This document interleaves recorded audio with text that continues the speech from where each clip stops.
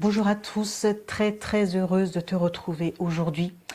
Donc aujourd'hui, comme le titre de la vidéo l'indique, on va parler de ventre. De ventre ballonné, gonflé et douloureux à la ménopause. Si ça t'intéresse, on se retrouve tout de suite après le générique.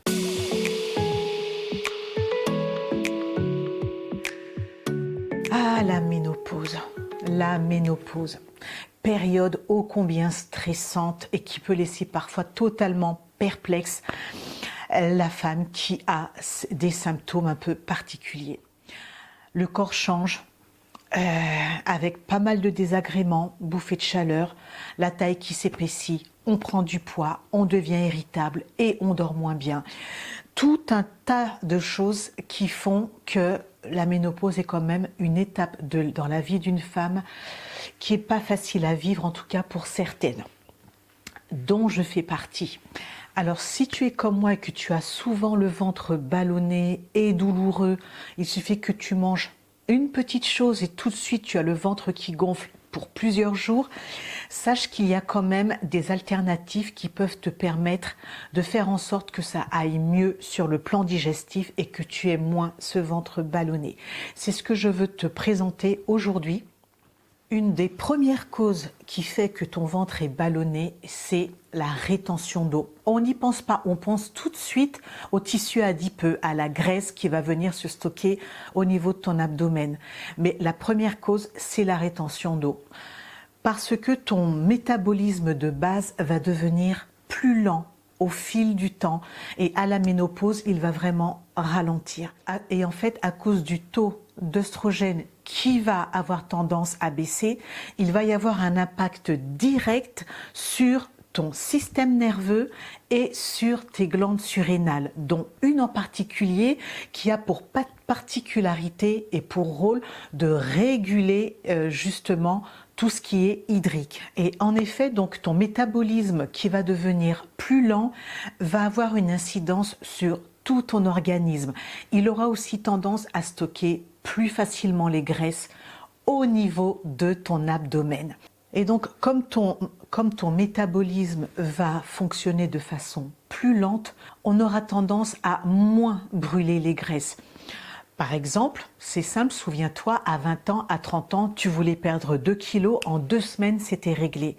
Aujourd'hui, à 50 ans et plus, voire même 40 ans, perdre ne serait-ce qu'1 kilo, c'est la croix et la bannière. Ça devient extrêmement compliqué. C'est là où tu vois bien que ton métabolisme fonctionne un peu plus au ralenti et donc que tu auras beaucoup plus de mal à perdre ce tissu gras au niveau de l'abdomen. Tes besoins caloriques également vont avoir tendance à diminuer. Tu en auras moins besoin de calories pour pouvoir fonctionner.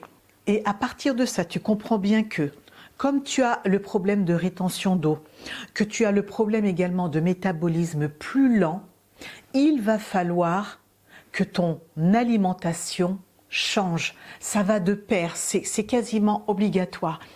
Si tu ne fais pas ce réajustement pour avoir une sorte de balance, tu risques effectivement de prendre beaucoup de poids et d'avoir un ventre vraiment proéminent. Ce déséquilibre hormonal va aussi conduire à avoir des problèmes intestinaux. Tu connais comme moi donc les ballonnements, les flatulences et les éructations. Il suffit que tu manges très peu et surtout des choses qui ne te conviennent plus pour avoir ce ventre qui va devenir gonflé, qui risque de devenir douloureux et voilà, problème de flatulence et problème d'éructation. C'est la vie, ma bonne dame, c'est la vie. Appelons un chat un chat. Et au niveau du transit, bien évidemment, ça va devenir un peu plus compliqué, plus difficile. Alors maintenant que le constat est posé, alors qu'est-ce qu'on peut mettre en place? Tu as bien compris que tout ça va passer par ton alimentation. Et donc il y a la consommation de certains aliments, certaines boissons ou autres que tu vas devoir diminuer. À commencer par l'alcool, parce que l'alcool, d'accord, ça fait du bien, mais il faut aussi comprendre que c'est du sucre, donc qui va se transformer en graisse. Et ça, malheureusement, on n'y pense pas beaucoup. L'alcool, c'est du gras. Ensuite, je te donnerai un conseil que je donne à beaucoup de personnes, c'est changer le sel que tu utilises dans ton alimentation. Quand tu fais ton repas, plutôt que d'utiliser le sel raffiné, donc le sel blanc, utilise le sel de Guérande. C'est le sel qui est un peu grisâtre, que j'entends souvent appeler là-bas aux Antilles du sel sale. Il est vraiment meilleur que celui qui est raffiné. Surtout si tu es hypertendu, tu verras que c'est bien meilleur pour pouvoir réguler ta pression artérielle. Et bien évidemment le sel qui se trouve dans certains aliments tels que les chips, les cacahuètes salées, tout ce qui est crackers, etc. Je te dirais de baisser, vraiment de diminuer la consommation de ce type d'aliments et de diminuer drastiquement ta consommation de plats cuisinés. Alors, outre le sel, il y a également le gras et c'est vraiment pas ce qu'il y a de mieux pour nous, en tout cas à cette période de notre vie. En contrepartie, évidemment, il vaut mieux privilégier tout ce qui est fruits frais, légumes frais. Le mieux que tu dois faire aujourd'hui, c'est de préparer tes repas. Même si tu n'as pas le temps de préparer tes repas parce que tu es au travail, etc., il y a tellement de choses simples que tu peux faire en amont pour pouvoir manger sainement au travail. C'est tellement simple, c'est basique. Je pense que j'en ferai une vidéo également. Sache que tu peux manger équilibré et sain tous les jours en très peu de temps. Je suis quelqu'un qui déteste cuisiner, donc ça je te l'apprends. Et pourtant j'arrive à manger sainement quasiment tous les jours. Même si parfois je fais des écarts, hein. Je suis comme toi, j'aime faire des écarts de temps en temps, mais je contrebalance à chaque fois. Je te dirais également, autre conseil, de faire le plein de potassium. Le potassium, c'est un minéral qui a la particularité de soulager tout ce qui est ballonnement. Donc tu vas en trouver dans les noix, tu vas en trouver dans les fruits secs et dans certaines légumineuses, lentilles, haricots rouges, haricots blancs. Alors, les lentilles, haricots rouges, haricots blancs, attention, c'est vrai que c'est excellent, mais il y a des gens qui ne supportent pas ou qui ne supportent plus. Alors c'est mon cas, j'adore les lentilles, mais je n'en mange plus parce que je ne digère pas du tout. J'ai beau les cuisiner en les faisant tremper la veille, en mettant du bicarbonate dedans, je ne supporte plus. Alors c'est un crève-cœur parce que outre le fait que ça apporte de très très bons nutriments, mon corps ne tolère plus. Je te passe les détails, tu comprendras. Autre chose, pareil, le basique, tu penses à bien t'hydrater. Alors, on conseille souvent de boire entre 1 litre, enfin 1,5 litre et 2 litres, bois tes 2 litres. Si tu as tendance à oublier de boire, je te donne une petite astuce que je mets en pratique. J'ai une gourde que je mets sur mon bureau où je travaille et je la remplis 4 fois dans la journée. Et je sais que j'ai bu 4 litres. Évidemment, je parlais bien de 2 litres et pas 4 litres, sinon c'est une véritable noyade. Ensuite, tu as quelques aliments qui sont anti-ballonnement. Tu as le basilic, tu as l'anis verte, tu as le radis noir et la camomille. Donc tu peux prendre ça en infusion ou certaines des herbes. Tu peux par exemple le basilic, tu le mets frais dans tes aliments. Sinon, tu le prends en tisane et ça devrait te soulager. Alors maintenant, est-ce que tu me vois venir avec mes gros sabots? Et si je te disais de faire du sport? Et si je te disais de faire du sport pour aider justement à perdre cette graisse abdominale? Alors, je ne vais pas te dire que tu vas perdre la graisse abdominale en 1 mois, c'est pas possible.